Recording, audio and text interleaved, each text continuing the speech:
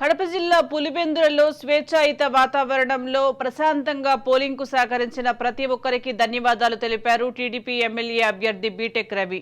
ఓటర్లు కూడా ఓట్లు తమకు వేస్తున్నారని స్వచ్ఛందంగా మద్దతు తెలిపారని, నిరుద్యోగులు, ఉద్యోగులు అందరూ తమకే మద్దతు తెలిపారన్నారు. పులివెందులలో ఎప్పుడూ జరగని విధంగా ఫ్రీ అండ్ ఫెయిర్ పోలింగ్ జరిగిందని అన్నారు. ఓటర్లలో బాగా కనపడింది.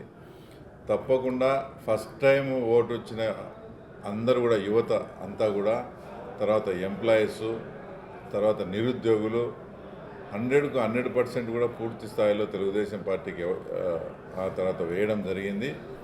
చాలా స్ట్రాటజీగా, చాలా ఇదిగా తీసుకొని పోయి పులివెందులలో ఎప్పుడూ జరగని విధంగా, అంటే తెలుగుదేశం పార్టీ పుట్టినప్పటి నుంచి కూడా ఇంత ఫ్రీ అండ్ పోల్ బాగా జరిగింది, బాగా చేసుకున్నారు ఎలక్షన్.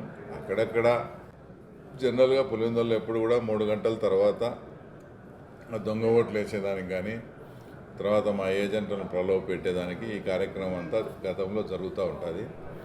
ఆ జరిగే టైంలో అందరూ కూడా బూతుల దగ్గర వచ్చేసి గ్యాదరింగ్ అవడం, అంటే గుంపులు గుంపులుగా ఉండడము, బయట నుంచి ఇట్లా పెట్టడం జరిగింది. పోలీస్ వ్యవస్థ కొంచెం బాగా కంట్రోల్గానే చేసిందంటే అలాంటి గుంపులు గుంపులు కావడము, చిన్న చిన్న డిస్టర్బెన్స్ కూడా లేకుండా ఉండేది. పోలీసులు తర్వాత ఇప్పటికీ తర్వాత జగన్మోహన్ రెడ్డి వచ్చేసి ముఖ్యమంత్రిగా ఉంటాడు.